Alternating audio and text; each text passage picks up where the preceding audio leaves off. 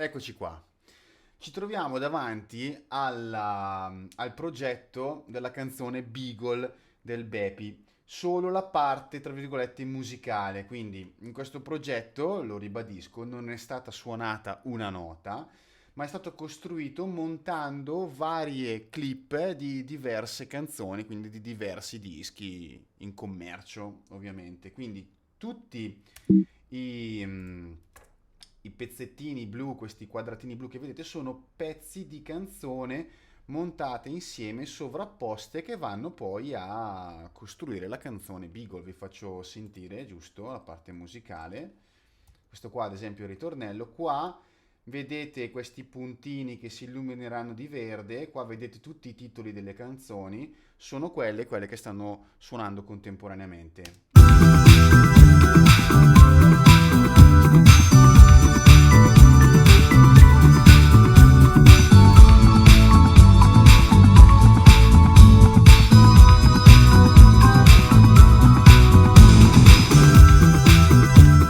Eccetera. Su cosa abbiamo lavorato? Per lo più solo su due aspetti, la velocità delle singole clip e l'intonazione, cioè il Bepi ha deciso che potevamo solo modificare la velocità dei vari brani e diciamo la loro tonalità per adattarla a un giro di accordi che potesse andare bene a noi. Quindi vi faccio sentire, giusto per capire, le canzoni sono rimaste esattamente quelle, quindi semplicemente tagliate, ma siamo andati solo a lavorare sulla loro velocità. Prendo Englishman New York di Sting e vi faccio e capirete subito. Allora, questa è la versione originale della clip che abbiamo scelto.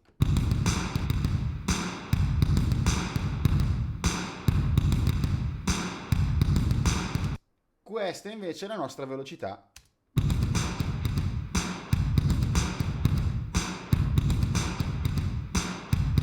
Lo si vede anche dalla clip che quando schiaccio questo tastino diventano più piccoline, quindi è stata velocizzata proprio perché ogni brano ovviamente ha i suoi BPM, la sua velocità, ma noi dovevamo adattare al nostro 120, è stato scelto 120 come velocità di Beagle. Quindi in questo caso è stata accelerata, in altri casi magari sono state leggermente rallentate, quindi ogni singolo colpo di cassa e di rullante sono stati messi in griglia perché tutto potesse funzionare a livello ritmico. Il secondo esempio è sull'intonazione ed è molto evidente sul ritornello. Qua l'avevo anche colorato. Adesso vediamo, eccolo qui. Se noi prendiamo il ritornello di Cerrone, adesso vi apro queste quattro finestrelle. Questo piccolo plugin sostanzialmente mi permette di poter stonare la canzone, quindi quel numerino qua più diventa grande, più ci allontaniamo dalla tonalità originale. Se io le spengo, vedremo che questi quattro blocchi rossi saranno esattamente identici. Sentiamo.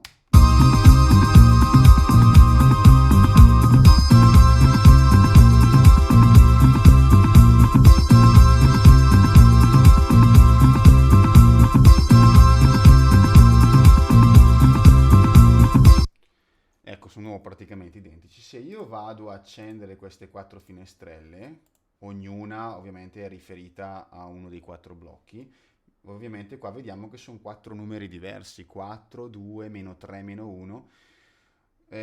Agendo quindi sull'intonazione siamo andati a costruire un giro di accordi.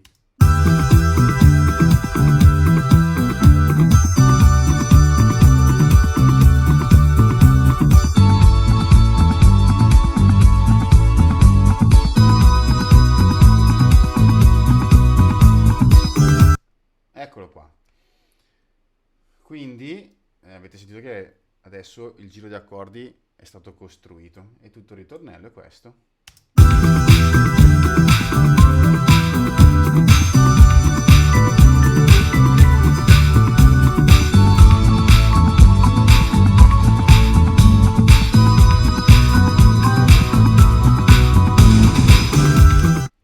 Eccetera. Tutto questo lavoro è stato fatto ovviamente per tutti questi quadratini blu che vedete, quindi un bel lavoro strano, diverso ovviamente dal solito, però molto stimolante.